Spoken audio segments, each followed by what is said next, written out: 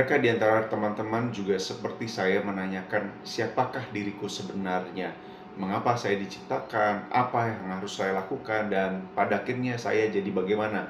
Nah, akan disampaikan oleh hambanya tema ini oleh Pendeta Robi Chandra. Jadi pantengin dari awal sampai akhir sehingga kita penuh dengan pengetahuan akan kebenaran firman Tuhan. Selamat belajar. Shalom saudara-saudara dimanapun Anda berada, selamat malam, semua sehat begitu ya. Hari ini kita bicara mengenai satu pertanyaan, kita bahas siapakah aku ya. Saya tidak tahu berapa banyak di antara Anda yang bergumul dengan masalah itu ya, tapi itu bukan masalah yang enteng, dan bukan hanya masalah orang muda, orang tua pun bisa mengalami hal itu gitu. Bahkan ada yang mengatakan setiap 10 tahun sekali seorang pria terutama banyak mempertanyakan siapa dirinya, dia siapa sih, berharga nggak, mencapai apa, dan sebagainya. Saudara, kalau Anda lihat kehidupan manusia di Indonesia, terutama kita lihat mengenai diri kita, bagaimana kita memandang diri kita atau siapa diri kita, sangat dipengaruhi oleh orang tua. Itu di masa lalu ya.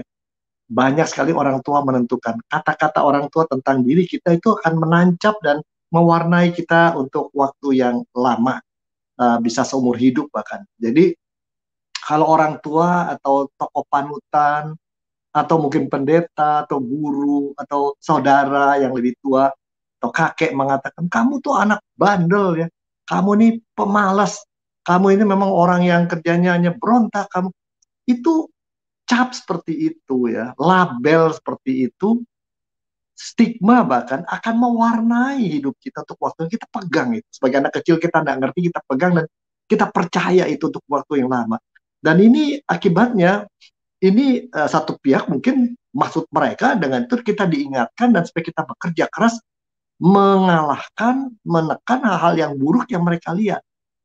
Maksudnya begitu, tapi seringkali justru itu melukai kita begitu dalam. Kita masa ditolak, dihakimi, diperlakukan tidak adil, sehingga mungkin kita berontak, kecewa, pahit, dan aku harus mencapai mati-matian. Dan semua fokus untuk mengatakan, aku tidak seperti yang kau katakan.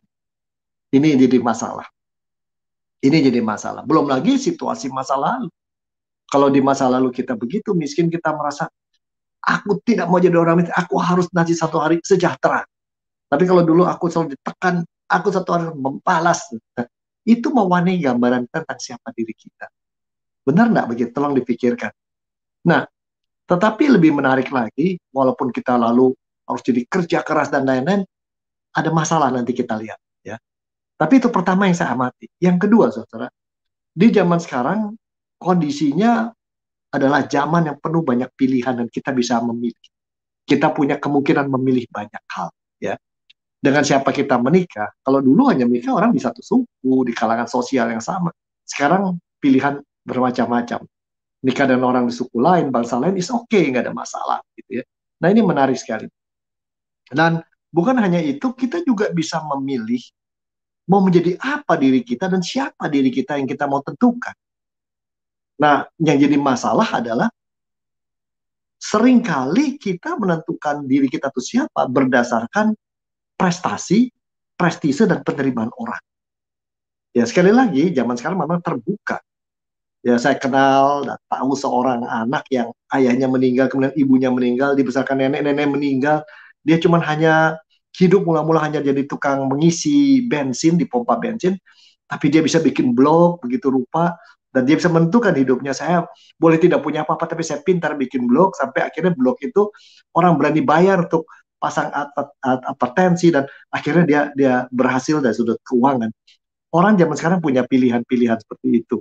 Orang yang dianggap orang buang-buangan ternyata bisa menjadi somebody, menjadi seorang luar biasa. Nah ini yang paling menarik sekali. Tapi saudaraku, satu hal yang menarik adalah kalau kita lihat juga di zaman sekarang ini kita memandang diri kita baik atau buruk seringkali dengan cara bersyarat. Artinya apa? Kalau aku mencapai ini, kalau aku tampilanku begini, kalau aku dianggap dan menganggap diriku aku oke. Jadi tampilan juga penting misalnya. Kalau aku begini, aku adalah orang yang dihargai orang, berpakaian rapi. Dan kita menilai orang misalkan tampilan juga. Coba kalau sekarang saya berpakaian begini. Saudara pakaian kan kaget begitu ya. Ya, ini kan topi orang Indonesia, tapi Anda berpikir saya pasti bukan beragama Kristen. Ini kan sekali lagi tampilan, saudara-saudara. Ya. Tampilan-tampilan kita jadikan patokan. Kalau orang yang begini, tampilannya pasti baik kalau begini. Kalau orang pendidikannya sekian, dia pasti hebat. Kita juga masa aku sudah S3, S2, dan lain-lain ya. Dan ini membuat kita merasa berharga. Semua pakai syarat. Kalau menggapai sesuatu, berprestasi, berpresisa, dianggap kita itu pasti ada seorang yang baik, yang luar biasa. Tapi saudaraku, dengan demikian ada terjadi di zaman sekarang, kalau saya lihat angka keinginan bunuh diri meningkat, terutama di kalangan remaja dan anak-anak muda. Katanya 24,9% atau bahkan lebih. Ya. Nah ini kenapa? Itu karena tadi, aku berharga. Aku ini siapa? Ditentukan dengan bersyarat. Aku harus punya ini, dapat ini, memiliki ini, baru aku berharga. Kalau nggak punya itu, aku tidak berharga. Nah ini memang warna dari zaman sekarang membuat orang berkompetisi, kerja keras dan lain-lain. Jadi sekali lagi ada orang yang dengan bangga dan gembira bahwa saya berharga karena mencapai itu. Tapi ada orang-orang yang tidak mencapai itu, lalu masa diri tidak berharga, lebih baik mati pada kata. Dan masyarakat juga cukup kejam. Ya, bahkan di komunitas religius juga bisa membanding-bandingkan orang berzakat. Tapi ada pilihan lain, saudara. Kita dengar suara Tuhan di dalam Alkitab. Ya, di situ dikatakan banyak kalimat-kalimat yang luar biasa. Ada di antara yang saya selalu ingat, itu hasil percakapan saya dengan seorang kakak yang jadi misioneri yang itu menancap saya usia 24. Coba baca di sana. Kau adalah biji mataku, ya, masuk sungai tidak tenggelam, masuk kena api tidak terbakar habis. Kau biji mataku. Wah, itu luar biasa. Belum lagi ada Efesus 2 ayat 10 mengatakan, kau diciptakan buatan tangan Allah. Ciptaan buatan Allah. Masterpiece. Ya, diciptakan berbuatan baik buat Tuhan. Dikatakan juga, Kristus mati buat kita. Kristus berkorban buat kita. Sekarang begini dah, kalau Anda tidak berharga, dan Anda itu pasti Anda dibiarkan. Bayangkan kalau Anda punya sakit berat, ginjal dua-duanya hancur. Lalu orang berkata, ambil ginjalku satu. Tidak mungkin dia lakukan itu kalau Anda tidak berharga. Tidak mungkin Anda lakukan itu kalau tidak berharga. Dan Kristus bukan hanya kasih ginjal buat kita. Seluruh hidupnya sampai mati. Apakah kita tidak berharga? Nah ini friend. Terutama Efesus 2 dikatakan, kita ini masterpiece. Kayak lukisan ini kita, boleh kata lukisan itu ada centang-perentang, warnanya berbeda-beda, dan seperti kalau kita lihat lukisannya banyak pelukis-pelukis impresionis gitu ya. Ini apaan sih? Garis sana, garis ini. Orang bilang ini lukisan sembarangan. Tapi coba kita mundur sedikit, melihat siapa yang melukis. Oh, kita baru ngerti ini lukisan begini, karena ada makna yang mendalam, dan ini luar biasa. Berharga. Jadi, lebih indah lagi dikatakan, di dalam kitab Injil Yohanes, Kristus memberikan Roh Kudus pada kita. Pada murid-muridnya pada waktu. Juga waktu Pentakosta. Jadi mungkin kita bagaikan kardus atau kotak peti biasa, ada cacatnya, nggak begitu rapi, tapi di dalamnya seakan-akan ditaruh intan, ditaruh mutiara, ditaruh benda-benda berharga emas, dan dipegang oleh tangan sang pangeran. Kita berharga karena di tangan sang pangeran kita dipegang, dan di dalamnya diletakkan hal yang indah. Itu pilihan lain. Jadi kita bisa menganggap kita tidak berharga kalau kita tidak miliki ini, itu, dan kita tidak mencapai itu. Atau pilihan lain dengan suara Alkitab. Kita mencapai atau tidak mencapai, memiliki atau tidak memiliki, dibandingkan orang lain atau tidak, kita berharga. Karena dia yang buat. Ada maksudnya, dan kita dipegang oleh dia. Nah ini, jadi kita berharga itu, siapa diri kita? Kita manusia berharga karena apa? Bukan karena kita kaya, bukan karena kita pintar, bukan karena tampilan kita cantik atau menarik, bukan karena kita punya koneksi banyak, tapi karena Tuhan mengatakan, kamu berharga. Nah, jadi kita harus pilih nih, mau menjalani hidup dengan kaidah-kaidah suara hati yang kita bawa dari masa kecil, yang mungkin menancapkan kita berharga, tidak berharga, atau kita mendengar suara orang sekitar kita, atau mau dengar suara Tuhan. Ini dia. Saya akhiri pemikiran ini dengan tantangan ini dengan sebuah pengalaman yang saya mau sharing ketika saya bekerja di Amerika, di sebuah gereja namanya Church of the Brethren di Springfield. Pada satu hari ada seorang wanita yang suka datang ke gereja itu, dan saya mengenal bahwa dia adalah seorang manajer dari satu pelayanan, lembaga pelayanan yang khusus mengurusi orang cacat, menolong orang cacat, memulihkan harga diri mereka, memberikan mereka skill, membantu, dan lain-lain. Dan dia bilang, mau nggak lihat pelayanan kan? Oke, maka saya datang. Dan ketika saya datang di sana, satu rumah besar, ternyata ada 3 staff, ya, ada seorang pemuda yang ganteng di sana memikir ini partner saya, dia sekretaris umum sini, dan lain-lain. Dan mereka katakan kami melayani sampai ke sana, ke Amerika Latin, sampai ke sini, ke Asia, dan lain-lain, menyediakan kursi roda, melatih orang, memampukan mereka kerja, dan sebagainya. Dan di tengah-tengah itu, saya bilang hebat juga orang-orang ini ya. Di tengah-tengah itu datang seorang usia sekitar 40-an, di kursi roda, sambil memegang di kursi roda, sambil megang pensil dan buku, sedang coret-coret. Saya kenalkan ini, kita panggil namanya si John. Gitu. Oke. Dan akhirnya saya ngobrol-ngobrol, makan di sana. Waktu pulang saya katakan pada wanita itu begini. Saya lihat pelayanan kalian murni ya. Bukan hanya kalian menolong orang dan isinya orang-orang hebat yang menolong orang lain, tapi bahkan orang cacat pun, orang disable pun, orang yang punya kebutuhan khusus pun, kalian ajak masuk ikut melayani di sana. Luar biasa kalian memberi tempat buat orang-orang seperti itu. Berarti kalian memang benar-benar bukan cuma ngomong, bukan, hebat kalian. Dan dia katakan begini, you bacanya mungkin salah ya. You pikir saya mengajak dia masuk ke dalam. Dia yang mendirikan ini pelayanan. Dia yang membiayai. Dia yang melatih kami. You salah baca melihat orang dari tampilannya. Dia adalah pimpinan kami. Dia ketua kami. Wow. Hari itu saya belajar, saudara-saudara, keberhargaan seseorang tidak dilihat daripada luarnya, prestasinya, relasinya, status. Tapi ketika Tuhan berkata, kau berharga, dan aku ciptakan kau untuk melakukan hal yang baik, walaupun kecil barangkali menurut mata dunia. Maka Anda mempertimbangkan dengar suara diri, suara masyarakat, atau suara Tuhan. Tuhan berkati Anda. Baik, terima kasih Pak Robi untuk malam hari ini sharingnya, luar biasa, dengan pengalaman yang luar biasa juga. Saya juga tadi tidak menebak, ternyata orang itu adalah seorang yang mendirikan. Terima kasih Pak Robi. Ada satu pertanyaan begini Pak, yang disampaikan melalui Facebook, ketika mengapa rasanya ada banyak orang yang tidak menyadari akan keberhargaan dirinya di hadapan Allah, Pak. Apakah berkaitan dengan misalnya ketika mungkin gitu ya, ketika orang-orang itu juga sudah mendengar kebenaran firman Tuhan, dan pada akhirnya orang-orang tersebut sepertinya mudah kecewa, Pak? Ya, saya kira itu problem terbesar yang kita juga alami, saya juga pernah alami, karena kita membandingkannya dengan orang-orang yang menurut kita dia lebih baik dari kita, lebih berharga ya. Ini mesti dilihat gitu dan lain-lain. Nah, saya juga pernah mengalami krisis seperti itu, pernah, terutama masa remaja pemuda. Apalagi saya bersekolah di sekolah yang sampai sekarang pun one of the best school in Indonesia, the best school gitu. Orangnya adalah kelas menengah atas semua, pintar-pintar, gurunya hebat. Saya juga di tengah keluarga, saya punya sepupu orang hebat-hebat semua. Dan kadang-kadang nggak berasa orang sekitar kita, tante, om, siapa ngomong, itu kamu kan nggak seperti mereka. Ya, mereka belajar piano, belajar ini, kamu mainnya layangan, kamu main sepedahan, main di pinggir kali, dan lain-lain.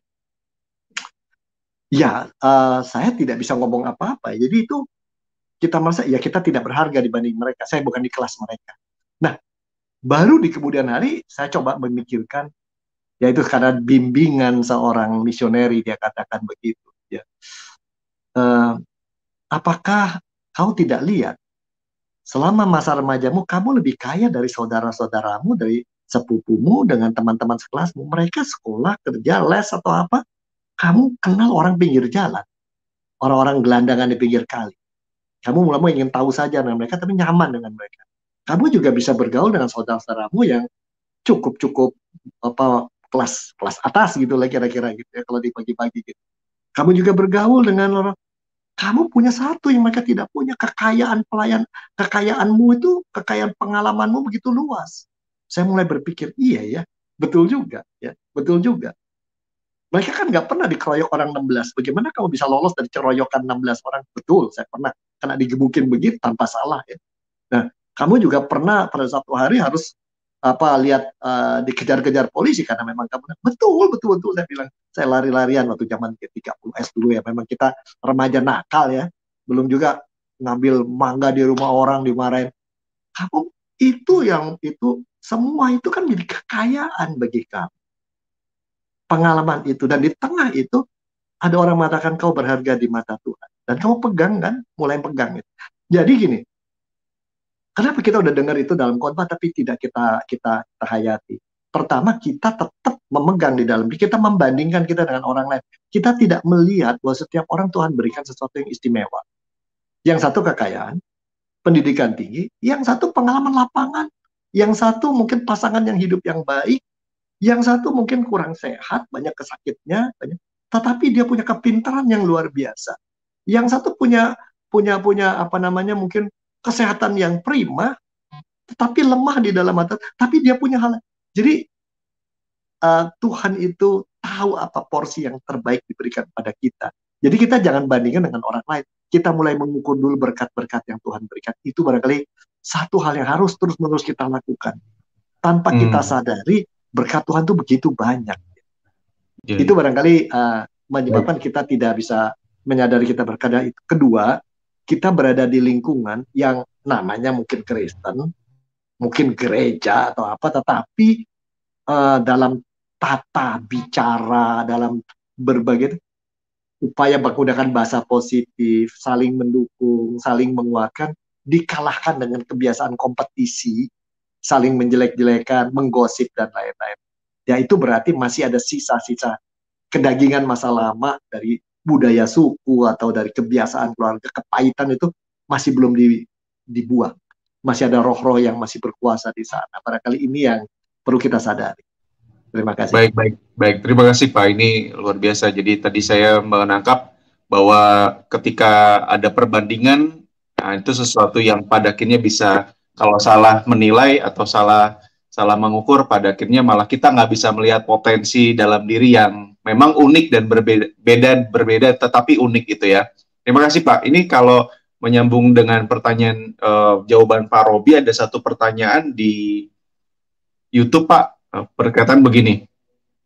Dari Renata, latihan apa saja yang saya lakukan agar saya bisa melihat saya berharga?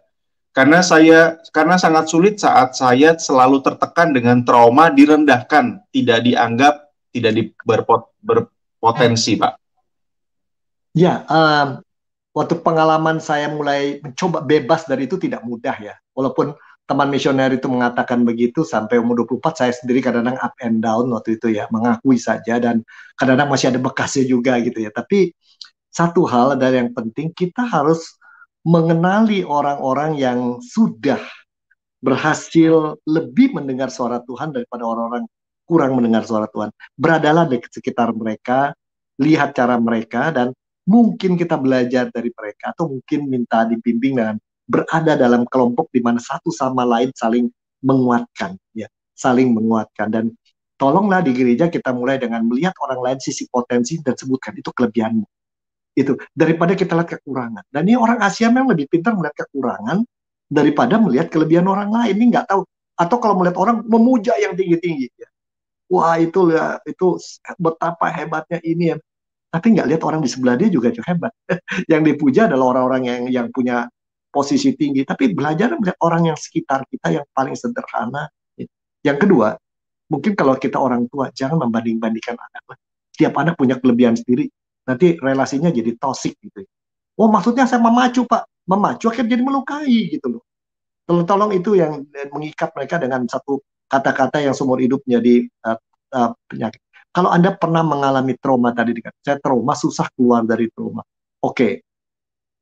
Pertama, kita akui juga trauma itu adalah situasi di mana kita merasa tidak berdaya, merasa tidak punya kekuatan, dan kita merasa jadi korban pada waktu itu. Ya, tolong kita belajar melihat kembali apa yang terjadi tidak bisa keubah, tapi cara memandang kita bisa berubah. Ya, masih kecil mungkin kita nakal, bandel, ngaco dan lain-lain. Itu tidak bisa ubah, udah kejadian. Tetapi kita tidak. Waktu orang mengatakan kamu pemberontak, seumur hidup pemberontak, tunggu dulu. Ya, di masa lalu semua pemberontakan itu memang benar, itu pemberontakan. Protes kita dengan perilaku itu tidak bisa kita rubah. Tapi lihat dari kacamata sekarang kita lihat. Oh, ternyata saya walaupun masih kecil memberontak, Tuhan menyayangi saya. Tuhan mengasihi dan menganggap saya berharga. Sekarang saya bisa tiba di sini dan bisa melihat ada pilihan lain dari hidup. Saya dianugerahi kesempatan untuk memilih. Itu kan satu hal yang luar biasa.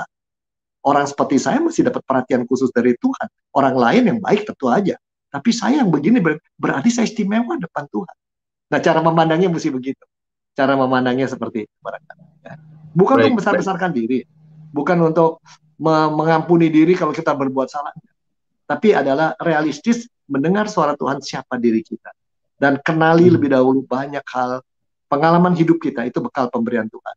Sifat-sifat tertentu yang baik itu bekal dari Tuhan. Kegagalan kita itu bekal dari Tuhan. Sakit penyakit kita itu bekal dari Tuhan.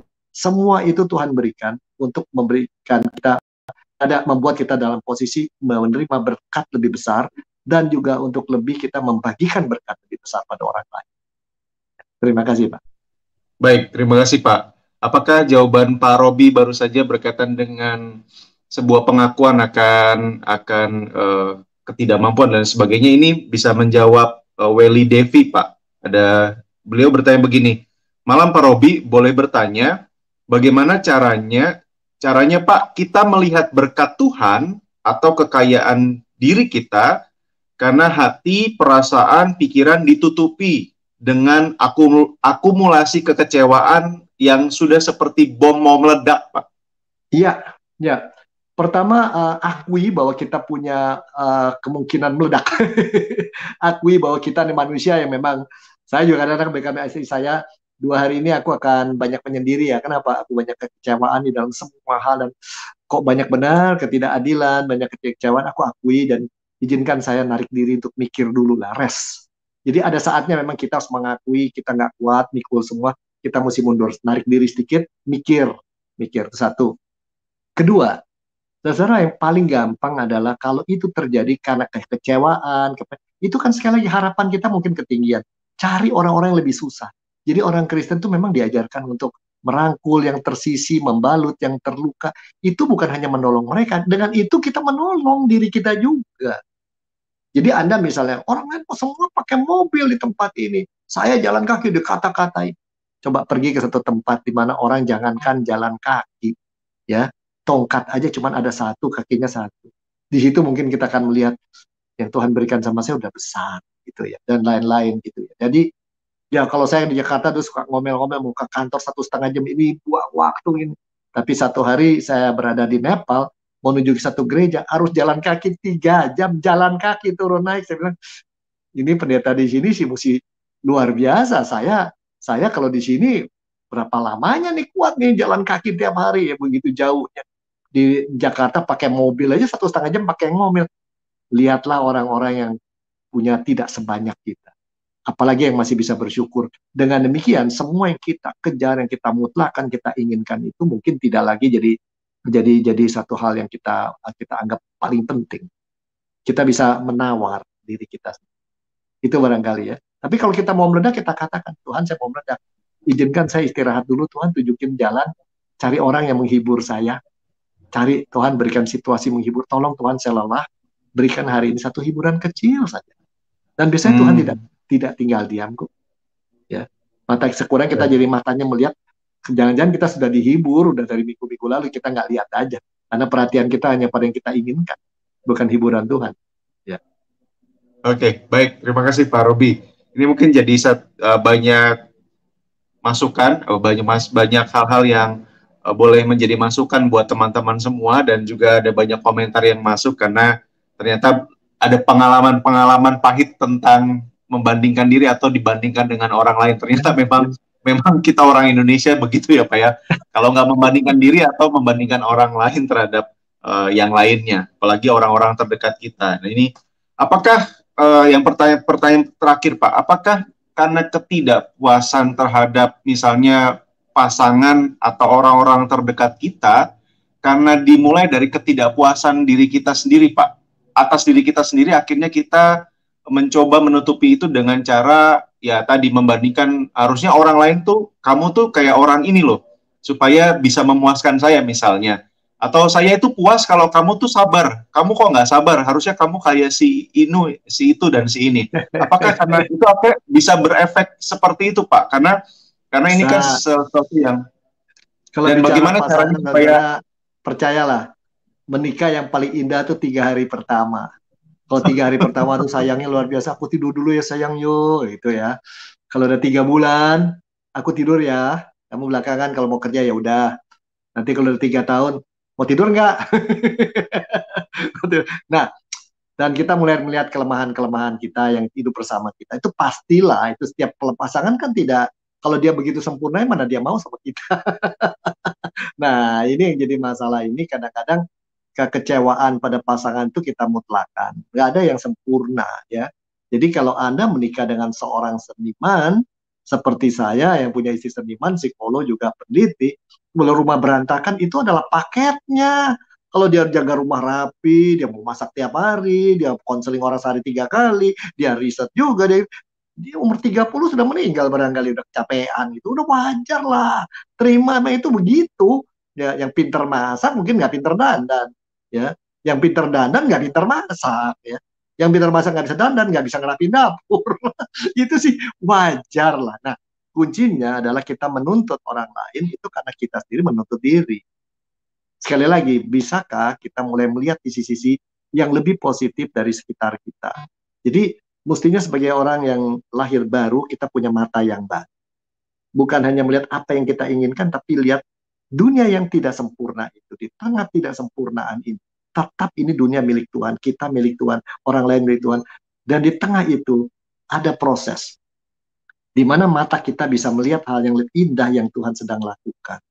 Termasuk pada hidup kita. Termasuk itu. Jadi kuncinya, kalau Allah itu kita bilang baik, maha kasih. Ya, kita coba lihat bagaimana kasih dia di dalam hidup sehari-hari.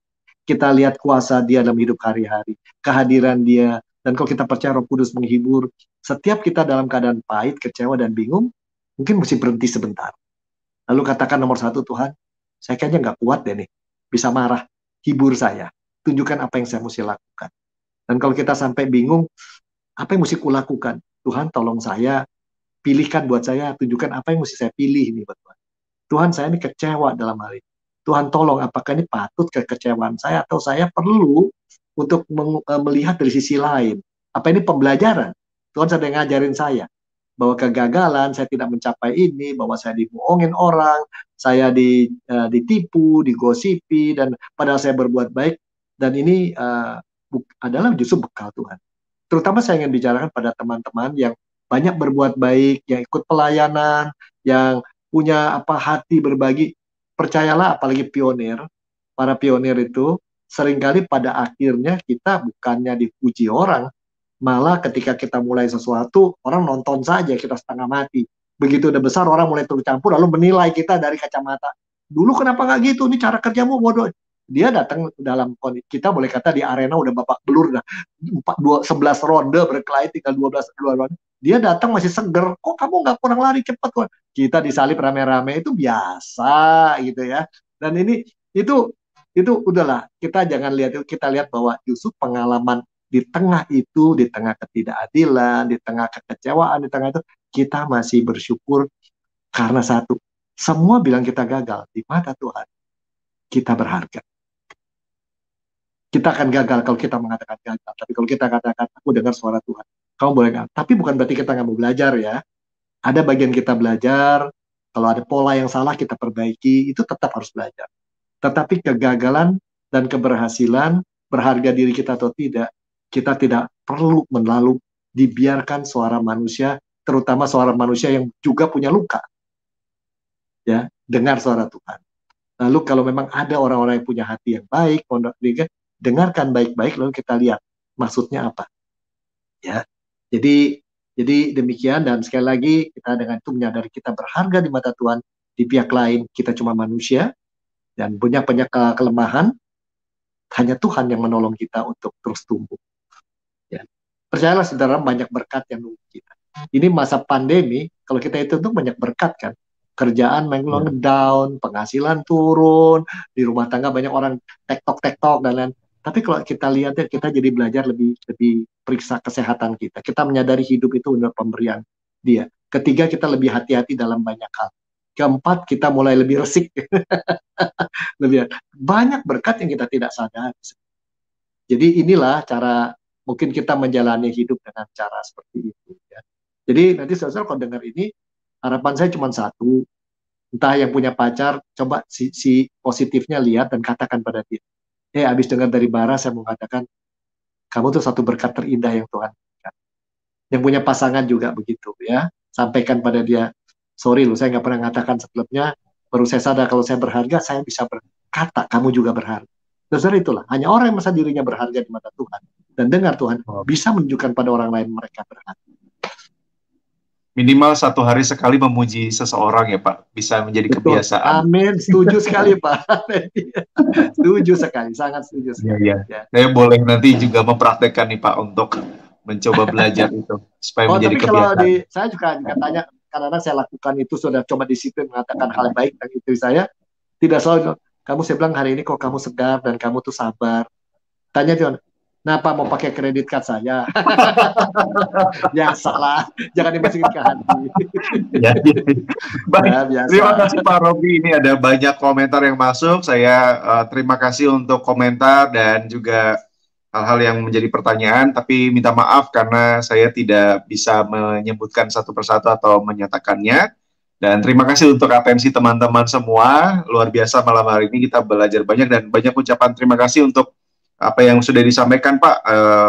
Ada banyak yang berkata baru menyadari hal ini yang seringkali jadi persoalan yang sebenarnya jadi membuat bingung karena ini ada apa begitu ya. Ternyata berkaitan dengan ada sesuatu yang akhirnya harusnya dikeluarkan. Tadi pengakuan kejujuran adalah sebuah sesuatu yang akan menyembuhkan, memulihkan. Terima kasih sekali lagi Pak Robi. Saya rindu Pak Robi malam hari ini boleh menolong kita untuk berdoa, juga untuk Ibu Luciana yang di tempurung lututnya, di bagian lututnya mengalami radang. Dan untuk kita semua Pak. Mari saudara kita berdoa ya. Tuhan, kami datang dengan terima kasih. Dengan syukur kami sungguh-sungguh mau menjadi penyembah sejati yang mengarahkan hati, pikiran, kerinduan kami, keinginan-keinginan kami hanya kepada Tuhan. Biarlah kami tidak memutlakan apa yang kami mau capai, tapi kami belajar duduk diam, mendengarkan suara Tuhan tentang diri kami. Bahwa kami berharga, bahwa Tuhan ingin memberikan lebih banyak berkat, bahwa Tuhan sudah menjaga kami di masa lalu dan juga masa kini, dan Tuhan menyiapkan masa depan yang indah buat kami. Tuhan, terima kasih kami boleh punya Allah seperti Engkau. Terima kasih kami berharga, karena Engkau yang mengatakan. Tolong kami agar kami juga bisa mengatakan hal serupa pada orang-orang lain. Ajar kami punya mata yang baru untuk melihat orang-orang sekitar kami dalam keberhargaan mereka. Bahwa mereka adalah karya Tuhan yang belum selesai. Dan kami lihat hal yang indah, bukan yang kurang saja. Tuhan, tolong kami bisa mengatakan hal yang indah juga pada orang-orang sekitar kami yang dekat. Walaupun mungkin kami diejek atau ditolak. Saat ini kami berdoa juga untuk yang sakit, yang dalam pemulihan. Kami ingat saudara-saudara kami, entah karena sakitnya yang berat, tadi syaraf, tadi rematik atau apa saja, kami ingat Lulu, kita ingat teman juga yang lain. Kami mohon Tuhan, ketika kami sakit, kami merasa tidak berdaya, kami merasa tidak punya guna, tapi biarlah di sini kami belajar. Kami tidak punya apa-apa pun, kami masih bisa punya doa untuk memuliakan Tuhan, memuliakan orang lain. Tuhan, ketika yang kami kehilangan pekerjaan, kehilangan penghasilan atau turun saat ini, kami juga mungkin bingung dan merasa tidak punya manfaat bagi hidup. Tapi biarlah pada saat ini kami pegang kata-kata Tuhan. Kami tetap berharga bagi Tuhan. Justru saat ini kami belajar bergantung padamu, belajar berserah padamu, belajar menunggu Engkau. Setiap kami mohon kasihan Tuhan menjalani saat-saat ini supaya kami belajar mengerti apa yang Tuhan inginkan, melihat dari kacamata Tuhan. Dan biarlah kami menjalani hidup beda dari orang lain. Kentara beda sebagai anak-anak-Mu. Karena kami melihat diri kami berharga dan bisa melihat orang-orang lain yang Tuhan tunjukkan kepada kami betapa mereka juga berharga. Dalam nama Tuhan Yesus kami berdoa. Amin.